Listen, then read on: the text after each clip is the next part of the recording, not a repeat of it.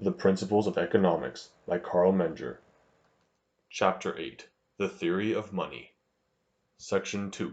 The kinds of money appropriate to particular peoples and to particular historical periods.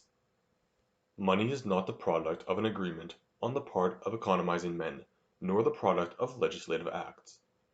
No one invented it. As economizing individuals in social situations became increasingly aware of their economic interest, they everywhere attained the simple knowledge that surrendering less saleable commodities for others of greater salability brings them substantially closer to the attainment of their specific economic purposes. Thus the progressive development of social economy, money, came to exist in numerous centers of civilization independently. But precisely because money is a natural product of human economy, the specific forms in which it has appeared were everywhere, and at all times the result of specific and changing economizing situations. Among the same people at different times, and among different peoples at the same time, different goods have attained the special position in trade described above. In the earliest periods of economic development, cattle seem to have been the most saleable commodity among most peoples of the ancient world. Domestic animals constituted the chief item of the wealth of every individual among nomads and peoples passing from a nomadic economy to agriculture. Their marketability extended literally to all economizing individuals, and the lack of artificial roads combined with the fact that cattle transported themselves almost without cost in the primitive stages of civilization, to make them saleable over a wider geographical area than most other commodities. A number of circumstances, moreover, favored broad quantitative and temporal limits to their marketability. A cow is a commodity of considerable durability. Its cost of maintenance is insignificant where pastures are available in abundance and where the animals are kept under the open sky. And in a culture in which everyone attempts to possess as large herds as possible, cattle are not usually brought to market in excessive quantities at any one time. In the period of which I am speaking, there was no similar juncture of circumstances establishing as broad a range of marketability for any other commodity. If we add to these circumstances the fact that trade in domestic animals was at least as well developed as trade in any other commodity, cattle appear to have been the most saleable of all available commodities and hence the natural money of the peoples of the ancient world. The trade and commerce of the most cultured people of the ancient world, the Greeks, whose stages of development history has revealed to us in fairly distinct outlines, showed no trace of coined money even as late as the time of Homer. Barter still prevailed, and wealth consisted of herds of cattle. Payments were made in cattle, prices were reckoned in cattle, and cattle were used for the payment of fines. Even Draco imposed fines in cattle, and the practice was not abandoned until Solon converted them, apparently because they have outlived their usefulness, into metallic money at the rate of 1 drachma for a sheep and 5 drachma for a cow. Even more distinctly than with the Greeks, traces of cattle money can be recognized in the case of the cattle breeding ancestors of the peoples of the Italian peninsula. Until very late, cattle and next to them sheep formed the means of exchange among the Romans. Their earliest legal penalties were cattle fines, imposed in cattle and sheep, which appear still in the Lex Aeternia Tarpea of the year 454 B.C., and were only converted to coined money 24 years later. Among our own ancestors, the Germanic tribes, at a time when according to Tacitus they held silver and earthen vessels in equal esteem, a large herd of cattle was considered identical with the riches. Barter stood in the foreground, just as it did among the Greeks in the Homeric age, and cattle again, and in this case horses and weapons too, already served as a means of exchange. Cattle constituted their most highly esteemed property and were preferred above all else. Legal fines were paid in cattle and weapons, and only later in metallic money. Otto the Great still imposed fines in terms of cattle. Among the Arabs the cattle standard existed as late as the time of Muhammad. Among the peoples of Eastern Asia Minor, where the writings of Zoroaster, the Zendavesta, were held sacred, other forms of money replaced the cattle standard only quite late, after the neighboring peoples had long gone over to a metallic currency. That cattle were used as currency by the Hebrews by the peoples of Asia Minor and by the inhabitants of Mesopotamia in prehistoric times may be supposed, although we cannot find evidence of it. These tribes all entered history at a level of civilization at which they had presumably already gone beyond the cattle standard, if one may be permitted to draw general conclusions, by analogy, from later developments and from the fact that it appears to be unnatural in a primitive society to make large payments in metal or metallic implements.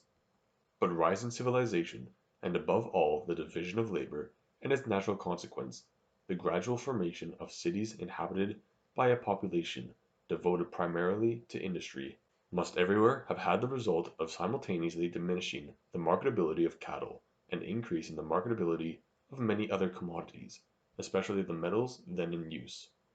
The artisan who began to trade with the farmer was seldom in a position to accept cattle as money.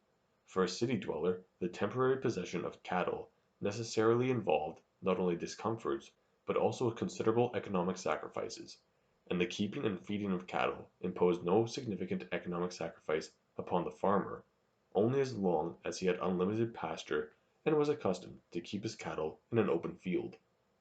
With the progress of civilization, therefore, cattle lost to a great extent the broad range of marketability they had previously had with respect to the number of persons to whom, and with respect to the time period, they could be sold economically. At the same time they receded more and more into the background relative to other goods with respect to the spatial and quantitative limits of their marketability. They ceased to be the most saleable of commodities, the economic form of money, and finally ceased to be money at all. In all cultures in which cattle had previously had the character of money, cattle money was abandoned with the passage from a nomadic existence and simple agriculture to a more complex system in which handicraft was practiced, its place being taken by the metals then in use. Among the metals that were at first principally worked by men because of their ease of extraction and malleability were copper, silver, gold, and in some cases also iron. The transition took place quite smoothly when it became necessary, since metallic implements and the raw metal itself had doubtless already been in use everywhere as money in addition to cattle currency, for the purpose of making small payments. Copper was the earliest metal from which the farmer's plow, the warrior's weapons, and the artisan's tools were fashioned. Copper, gold, and silver were the earliest materials used for vessels and ornaments of all kinds. At the cultural stage at which people passed from cattle money to an exclusively metallic currency, therefore, copper and perhaps some of its alloys were goods of very general use, and gold and silver as the most important means of satisfying that most universal passion of primitive men, the desire to stand out in appearance before other members of the tribe, had become goods of most general desire. As long as they had few uses, the three metals circulated almost exclusively in finished forms. Later circulating as raw metal, they were less limited as to use and had greater divisibility. Their marketability was neither restricted to a small number of economizing persons, nor, because of their great usefulness to all peoples and easy transportability at relatively slight economic sacrifices, confined within narrow spatial limits.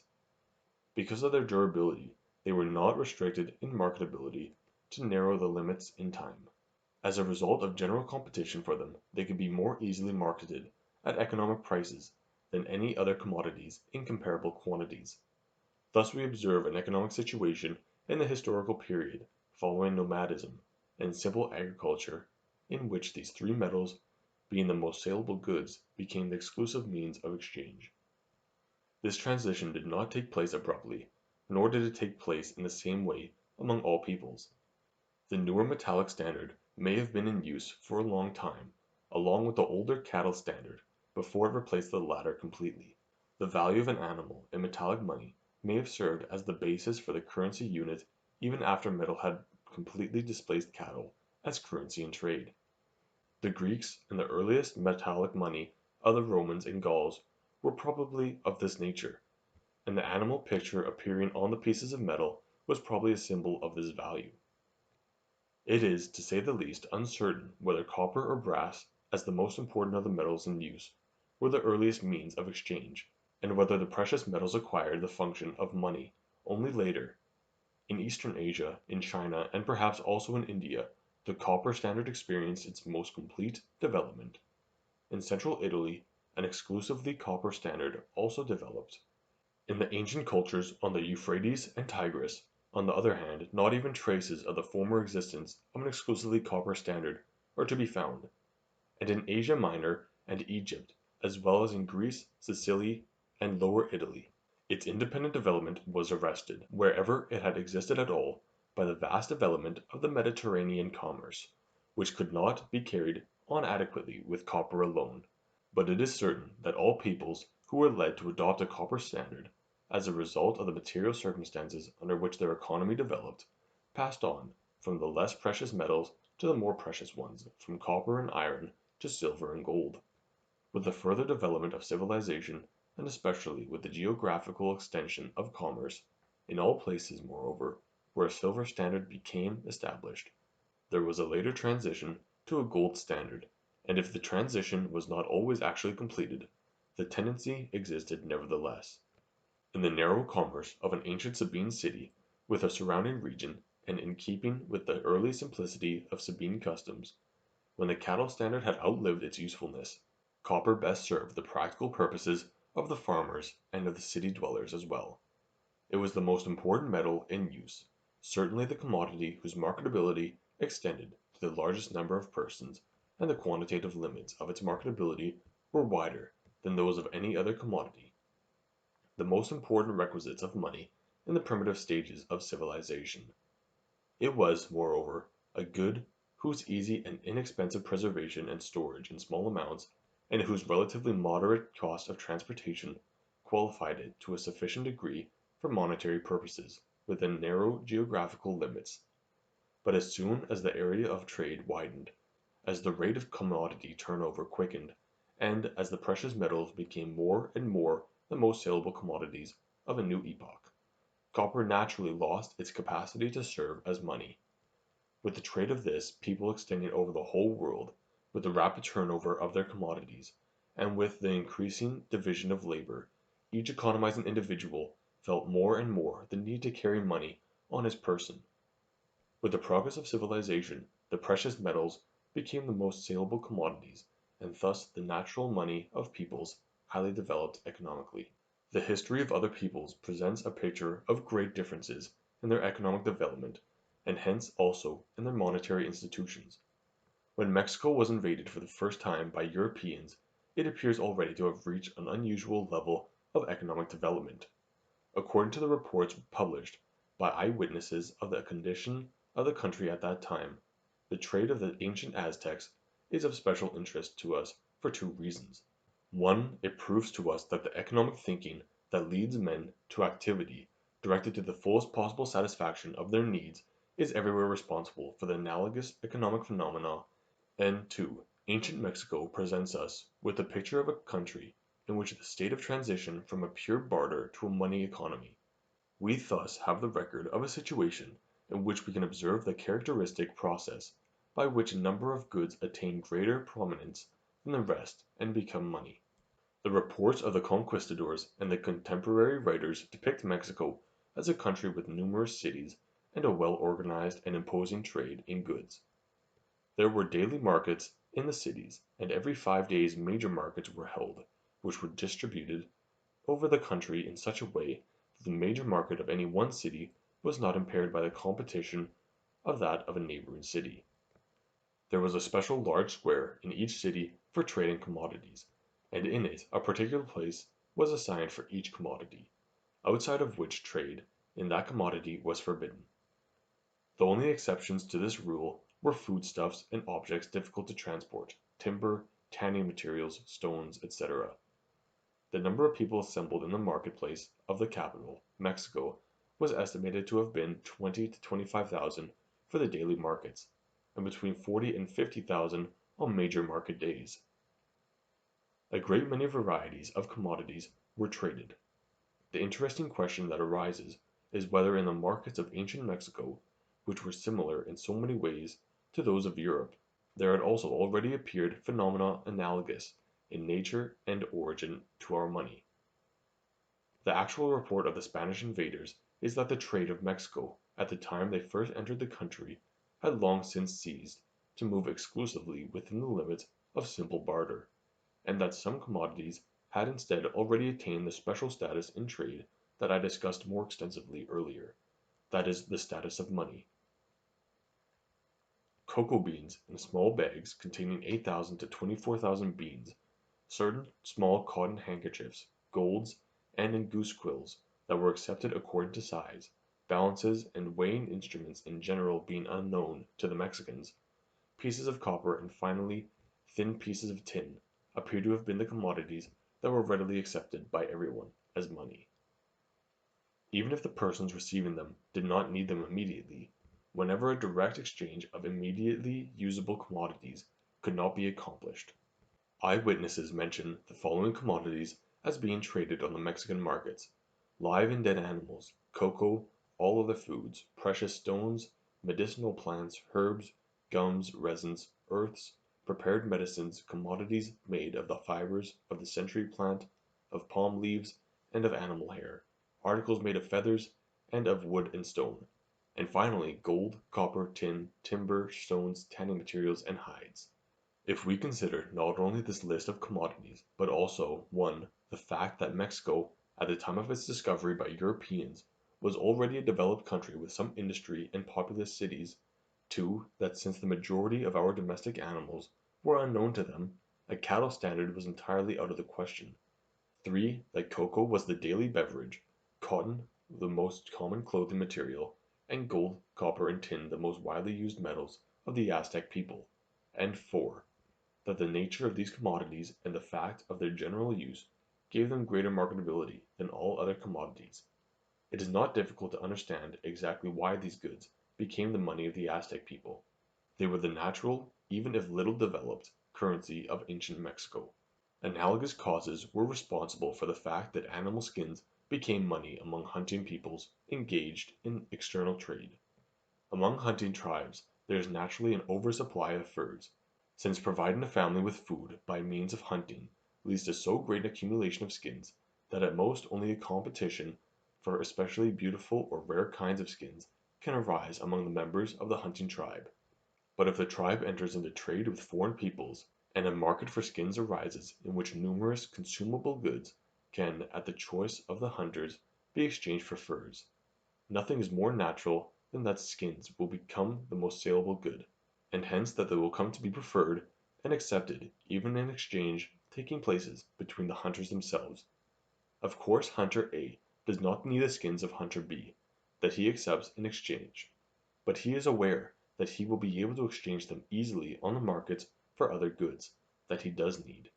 He therefore prefers the skins, even though they have only the character of commodities to him, to other commodities in his possession that are less easily saleable. We can actually observe this relationship among all hunting tribes who carry on foreign trade with their skins. The fact that slaves and chunks of salt became money in the interior of Africa, and that cakes of wax on the upper Amazon, cod in Iceland and Newfoundland, tobacco in Maryland and Virginia, sugar in the British West Indies, and ivory in the vicinity of the Portuguese colonies, took on the functions of money is explained by the fact that these goods were, and in some cases still are, the chief articles exported by these places. Thus they acquire, just as did furs among hunting tribes, a pre-eminent marketability.